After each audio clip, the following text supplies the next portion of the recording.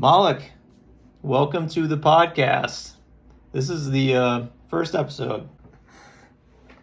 Happy to be the first guest. A good place to start is to introduce ourselves so people get kind of a background. So I wanted to interview you today so people kind of understand where you're coming from and what your experience is.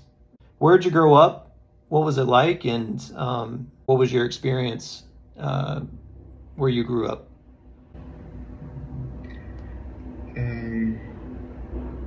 I am from the Nuba Mountains regions of Sudan.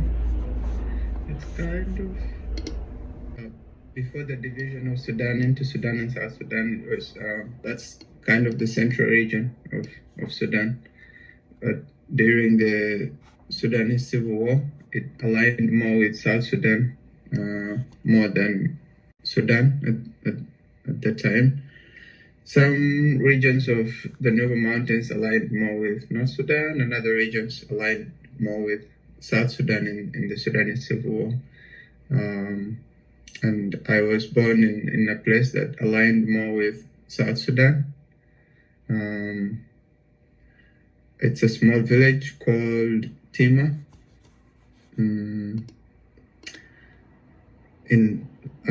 The capital is Kadugli.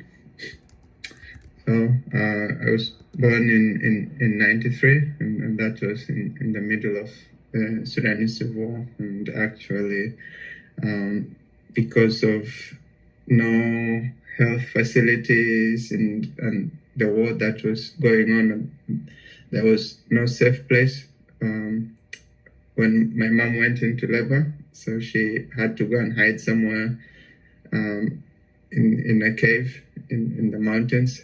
My grandma, her mom. So the two of them helped give birth to me, and then I grew up in that kind of environment until when I was about 7 years old. There were schools. There was huge drive by the local people to get the kids understand the world a bit, get some kind of, at least get them to know how to read. And that was in Arabic, of course. So we would gather under trees and a small board, and we would learn the Arabic alphabets and things like that. And in 2003, actually, when I was 10 years old, just at the right moment, there was a ceasefire. And so many of these Western humanitarian organizations started pouring into Sudan. They did clean water projects, education projects, and they hired for us teachers from Kenya, Uganda, and some teachers came as volunteers from Sweden, and English kind of became the I wouldn't say the official language, because a lot of the people spoke Arabic, and but they changed the syllabus to kind of be taught in English, and and then I finished elementary school in Tima, taught by Ugandan, Kenyan, and volunteers from Norway and Sweden. And then I moved on to South Sudan.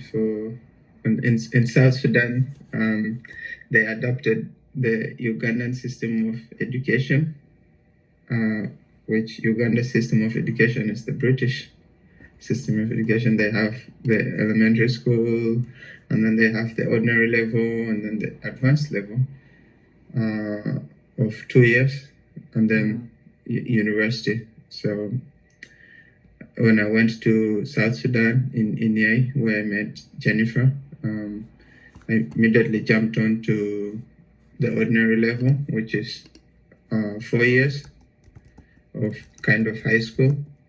And I took my Uganda National Examinations Board exams for ordinary level. And then I moved on to Uganda and did the advanced level, which they call A level, in the capital city of Kampala, Uganda. Mm-hmm. And I did another national exams there that allowed me to university in Uganda. And my degree was 4 years at Clark International University. I studied biomedical laboratory sciences. I did bachelor's in medical laboratory sciences. So, what would do you know what it would be similar to, like in the United States or in other countries? Is it like a lab technician? Yes, it's a lab technician. Mm-hmm. But because of the shortage in the health service providers in Uganda and many countries in Africa, like, it's kind of train you so broadly in the 4 years of the program, so that if you work in a lab, you are able to do everything from phlebotomy to generating results and analyzing results to like being a quality control and a quality assurance officer all at the same time. It's very broad. Yeah, so you're doing like so it sounds like the scope is bigger. Yes. So I can work in a hematology lab. I can work in a parasitology lab, in a pathology lab. I did. I worked at a pathology in a morgue for a few months, and I did some embalming work, which I don't think I'm going to go back to. So how old were you when you finished your lab technician work?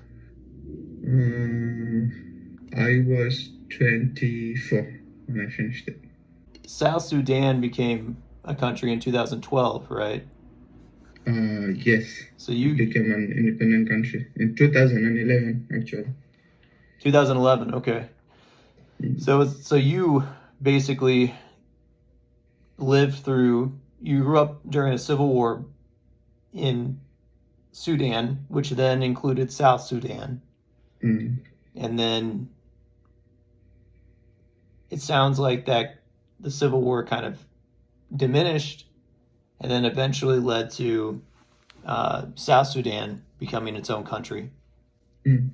So when they signed the comprehensive peace agreement to end the civil war in Sudan, and one of the clauses was that South Sudan, the southern region of Sudan, will have a referendum to vote on whether to be one country with Sudan or be an independent country. And then they voted to be an independent country in 2011, and there was succession of South from Sudan.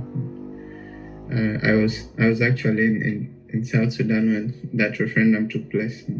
I think the world's newest country is South Sudan, so that's interesting to witness that history. And then you finished your lab technician job or training in 2018. And then you started working? Yes. There was research projects that was being done in eastern side of South Sudan, in a place called Kopeita. It's the eastern equatorial state.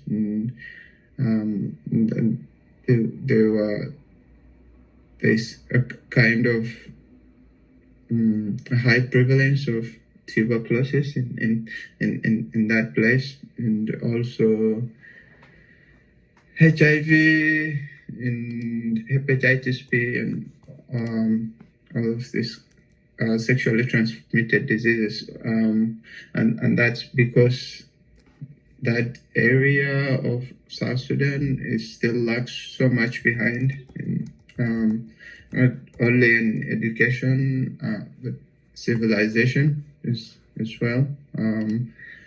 It's a region of mainly cattle herders, and they still move around with their cattle, and because they have so many cows and goats, one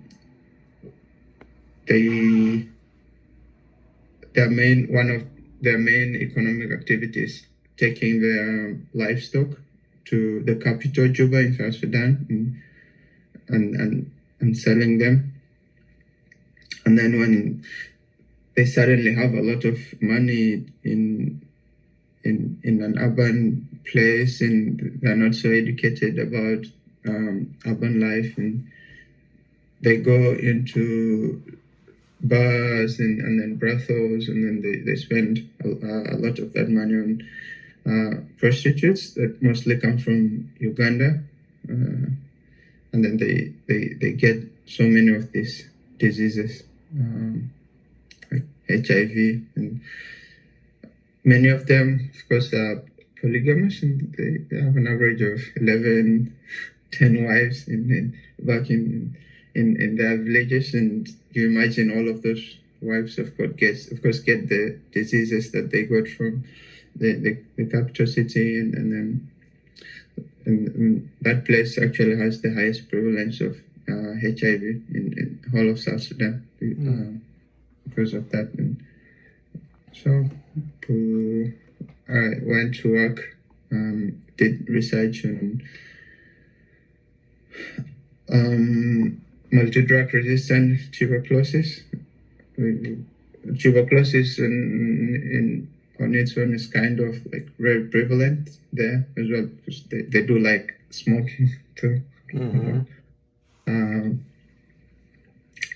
But also the cases of multi-drug resistant TBs kind of very, very high as well. And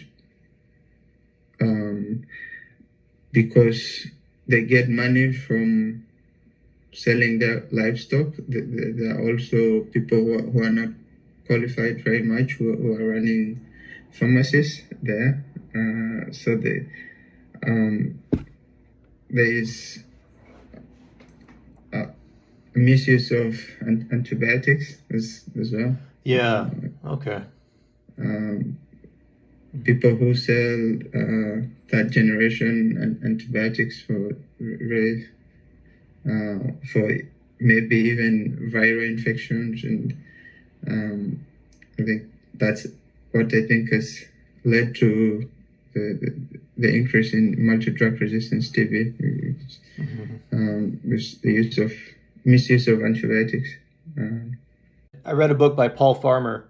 I think the title of the book was Infections and Inequalities, and he did a lot of work in Haiti, but drug resistant tuberculosis was a big subject of that book. And he emphasized how developing nations, or third world countries, or whatever people want to call them, places that don't have as much wealth as richer countries, tend to have less availability of certain drugs, but also maybe, like you're saying, the misuse of those antibiotics as well. And his big thing seemed to be that he wanted more resources to be channeled to those countries in order to help fight multi-drug resistant tuberculosis. His opinion was that I think that eventually it would start to go to other countries. So, because the concern for antibiotic resistance is something that people are researching now, and there's a lot of people trying to find a different answer to fight those infections, because antibiotics have been such a benefit for so many people that if we were to lose that tool in medicine, it would really be a catastrophe. So, and you have firsthand experience with that, which is really interesting too. Yeah, I think, like you said, I think a really good place to begin is like dedicating resources to places like I mentioned, places like Kopaita.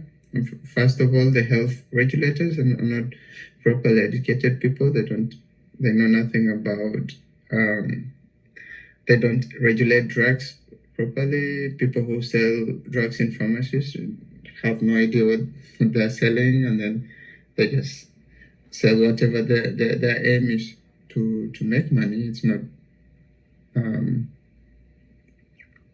improve people's health. They just give whatever the patient, and in that case, I would say a customer says, I want, and they have, you see a very small clinic setup where they give drips to people, in injections, and all sorts of medical malpractices, really. It's a really dangerous situation because you already see with not so much research, like at the very, very basic level, you can already see the effects it's having.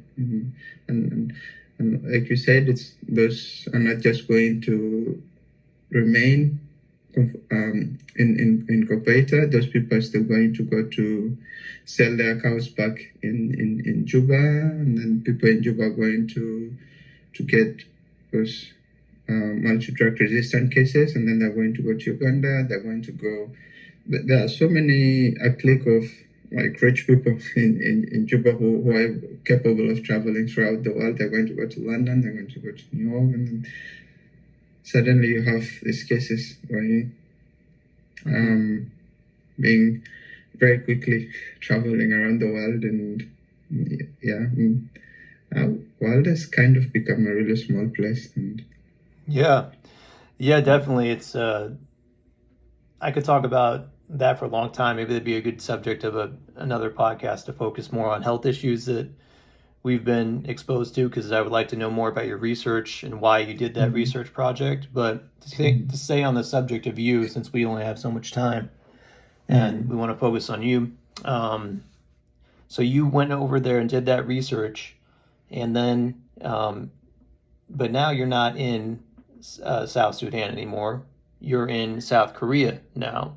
So how in the world did you get to from South Sudan to South Korea? Well, I was working in at the lab in South Sudan. That's when Jennifer and I started talking. She was living in South Korea at the time, teaching English and learning the Korean language, and knowing Jennifer from a very young age, and the kind of influence she had in my life, and how she views the world, and she seeks to bring up the very, very less privileged, and kind of shedding light on the injustices that are happening around the world. Kind of really admired her for that heart, and it's also coming from that background of like injustices, and the kind of work that needs to be done to uplift people coming up from places like that. And it's something that I really like to do as well. So moved here to South Korea. We got married, and because I wanted to understand more about the Korean Peninsula and the history of South and North Korea, and the Korean War, and why the country is divided now as it is, and especially with the division that happened in Sudan. So it's a big area of interest to me. So I did a master's program at Central University. the theology of reconciliation, and also looking at what the church did during the Korean War and what's their posture towards peace in the Korean Peninsula now. Yeah. But also, after, I hope to continue my more studies in my field of health next year, and do a combined master's and PhD program in medical laboratory sciences, and hope to be able to do more research. And that's why I see myself being fully involved in the long term. So you've done what basically would be, I don't know if it would be an associate's or a bachelor's degree in the United States with laboratory sciences. It's a bachelor's degree. Bachelor's degree in laboratory sciences, because did you get all your prerequisites for medical school or in that degree as well? Okay. Mm-hmm. So you basically have a bachelor's degree and now a master's degree in theology of, it sounds like, conflict resolution. Mm-hmm. So, and then you're wanting to go on to another program, and what are those programs that you're interested in?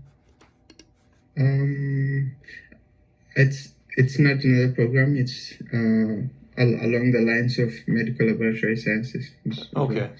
A master's in medical laboratory sciences. Hopefully this time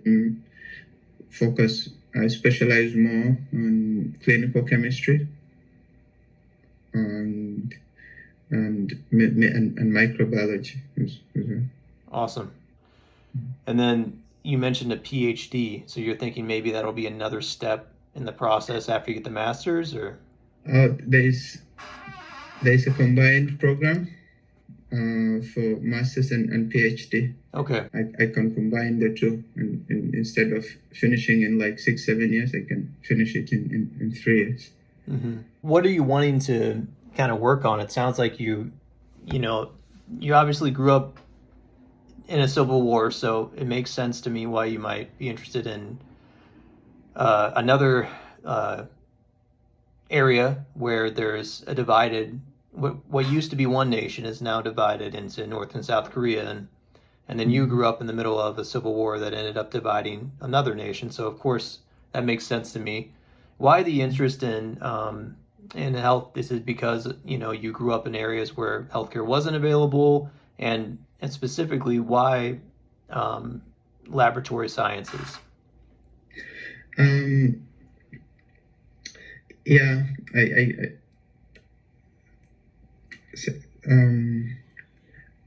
science is very fascinating to me because growing up, people kind of tried to explain scientific knowledge in like traditional ways, say traditional beliefs to kind of replace scientific knowledge, and I do feel like if we want, especially where I come from, if I want people's minds to open up, they need to be able to understand scientific knowledge. I think it's a very, very good starting point for them to, like, from agriculture to the diseases that they can get from contaminated milk. When I was little, if I got a wound, I would put soil to stop bleeding, and it was a very common practice. Which is I know now it's very dangerous because you're putting bacteria on your wound, and we do that in the United States too. It's called rub some dirt on it. Yeah. So I, I feel like scientific, if I need my people to understand the world, and scientific knowledge is factual based knowledge is a very, very good place to like start. And like I said, I do want to improve the health system in like underdeveloped or underprivileged communities. That's kind of my long-term goal. And I also think there's a lot of research that I want to do in some kind of what seemed to be very, very effective remedies for illnesses when I was growing up, especially from tree roots and herbs. And I do believe if I'm able to do a lot of research on those methods, new things can come. Yeah, it's cool because I mean I often wonder about that with medical remedies. Like I think that for me, I have been around Native Americans a little bit, and specifically people who speak Navajo, and a lot of Navajo are worried about losing their language, and there's other tribes that have nearly lost their language or have already lost their language. And my concern with that is not so much about the language itself, as mean that might sound, as ignorant as that might sound. I think however we communicate, it's words, right? So it's communicating information, but I worry about the information that's lost. And I mean, there's a lot of information that can be lost with language that's useless, but there's also that useful information that could possibly be lost for generations or forever. And that really is what scares me about the extinction of some languages, is the stuff kind of like that you're talking about. If your grandma or grandpa knows about some knowledge but can't communicate it to their kids and their grandkids because they don't speak the same language, that's a very sad thing. And I think you see that in our society. Is I don't know how to farm. My grandpa knew how to farm, but with the industrialization of the farming, the agricultural sector in the United States, then I didn't inherit that knowledge that my grandpa had, that he had. So, and I think that kind of stuff is saddens me, because then it's like maybe you don't need a lot of that, but you might need some of it, and you just don't know, you won't know it when you need it. So, yeah, and I see that there's a lot of craving for organic foods currently in the world, and I know where I come from is a very good farming place, and you don't have to use fertilizers, and then you get a lot of harvest. Plenty. I mean, people just farm a little piece of land, and they have enough food that lasts them from like 9 months until the next harvesting season. And so one of the many struggles I had moving out of my village was having to get used to eating processed food. It tasted really weird to me. And as I grew up learning how to eat from the ground into something that's freshly cooked and eaten. So yeah, I mean that's the thing that's I think will be so fascinating about you and I talking to each other, is that just totally different experiences, growing up, and in a lot of ways. I mean, most of my life was spent in Western industrial in the United States. But, you know, I spent some time in Portugal and some time in Mozambique. But even in those countries, I had running water, I had electricity, I didn't garden, you know, I was eating a lot of processed food throughout that whole time. So yeah, it'll be fascinating to talk about the differences in our experiences and try to explore some of this. Hopefully we can learn a lot. You know, I'm looking forward to learning a lot from you because we don't get a lot of time, I think, to have these conversations. So to kind of wrap up here, let me ask you two questions. One, I want to know a little bit about your hobbies, the things that you enjoy on the side besides your passion for, you know, medicine and maybe I would say like reconciliation or yeah, it seems like you want people to be healthy, both in a mental and a physical way. So yeah. Before I answer about my hobbies, I do want people to be healthy. One very interesting thing I learned after I moved to Uganda was that I gained weight like super fast. It's and I realized it had to do with the quantity of the food I ate.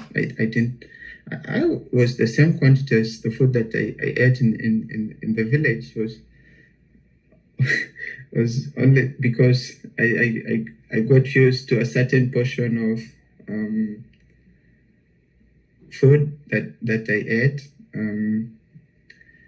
I know my stomach probably extended to a certain length that when I moved to Uganda, if I didn't fill my stomach to that certain level, I still felt hungry. The only difference was that if I ate that much processed food, and then I found out that I was in much more danger than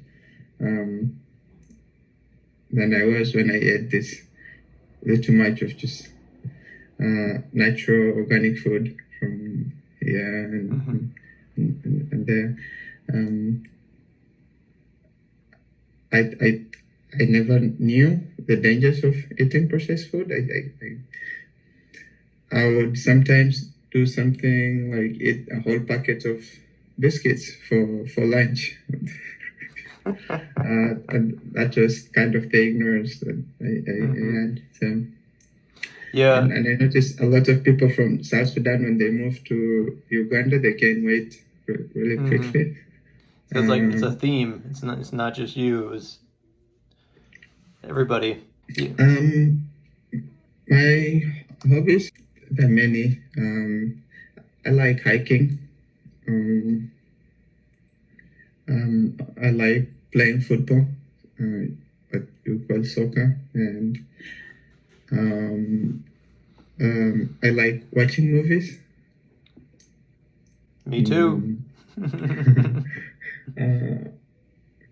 And some exploring cultures and traveling new places and learning about people as much as I can. Nice.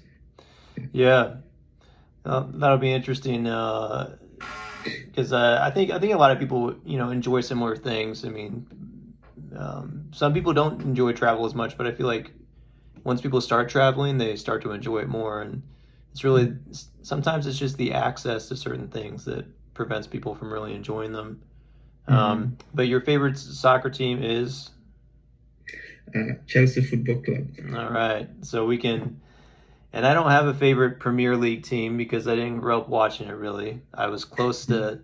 I can't really call myself a football fan because I only really root for, you know, the teams that I like when it's the World Cup and I don't tune in every year to the Champions League or Premier League. So, but we can, if you want, we can cover some highlights and see how the teams are doing every once in a while. I adopted Southampton as my team. And I think it was because some football coach in Kansas was somehow connected to the team. So I thought I was born in Kansas. I'll go ahead and like Southampton, and they're always the underdogs, is how I understand it, because they're not very good. So. Yes, I think the bottom of the English Premier League. Yeah, I like, I'm a glutton for punishment, so I'll root for them. Of course, it's easier when you're not really a fan. Yeah, I started supporting Chelsea because they kind of started being like a super strong team from the time I was beginning to know about the world, and there were kind of a lot of people talked about them, and there was this Didier Drogba at the time. Really admired. So. Drogba's good. Yeah. So how have they been doing lately? Are they struggling? No, they're okay. Third in they really struggled the last 2 seasons because of change in ownership. Their owner got sanctioned because of he's Russian, and I think the UK government identified him as one of the people that was enabling the war in Ukraine. So they sanctioned all his businesses, including Chelsea Football Club. So he had to sell the club. And wow! There's an intersection of sports and politics right there. That's fascinating. Makes sense. Chelsea got new owners from the US. Oh, great! Yeah. We stole it. We stole Chelsea from the Russians. Wow. If you know anything about Clear Lake Capital. Yeah, Clear Lake. Owners of Chelsea. Oh, we'll have to learn about Clear Lake now. Now you got me going. It's an equity firm. Talking about investments companies now. Here we go. It's going to be deep. And the other minority owner is Todd Bowley. I think he owns the Globe and the LA Dodgers. Oh, really? Well, and they wanted to run the football club in a different direction, so they had to set up new structures, new ways of investing in young potential talents instead of already big names on the market. And because of that, Chelsea was finishing like mid-table and for like 2 seasons. So they're doing okay this year. Oh, wow. So they're trying to turn it around. I feel like we got a pretty good introduction to you. There's so much more there that we can't really talk about, but because we don't have time. But, we'll get into that later. You grew up in South Sudan, South Sudan, and then you now you're in South Korea, and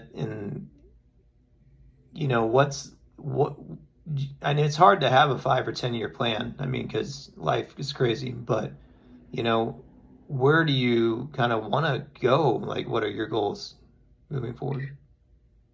I can say my next 5-year plan is that to obtain a master's and PhD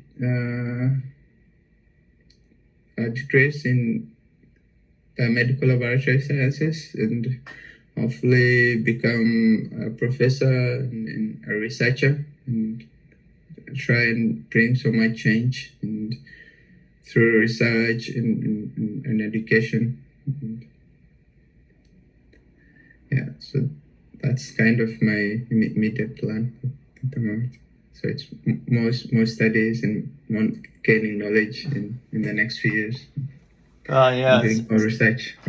Sounds stressful, but hopefully you enjoy the work, and I know you're good at it, so that helps. But I really enjoy acquiring new knowledge. So I like that too. I just hate it when it's like forced on me. I like to just chase whatever I want to chase. But I'm excited to see where you go. I think we got a good introduction to who you are, Malik, and I guess we never really introduced. I don't know if we said your full name. My full name is Malik Kafi Maki. What we do in Sudan is when everyone follows the chronological order of my name, my dad's name, my granddad's name, in that way. So Malik Kafi Maki, and I am Josh Telfer, and we're going to wrap up this first episode. And Next time we can hopefully talk about my background a little bit and then quickly move into some more exciting topics. Hopefully we can, talk about health, and it sounds like that's really where we intersect a lot. And maybe we'll keep on, mentioning our hobbies and our things that we enjoy. But it's a good start. It's fascinating, and looking forward to learning more about both the learning in the medical field and also the learning in conflict resolution as you continue to learn more about countries that have been divided and still have ongoing conflict sometimes. It sounds like South Sudan and Sudan don't have an ongoing conflict, but I know Sudan has a conflict right now that we could talk about a lot, right? Yeah. That would be fascinating to get into. So, all right. Well, I'll let you go, Malik. I hope you have a great Tuesday, and look forward to talking to you next time.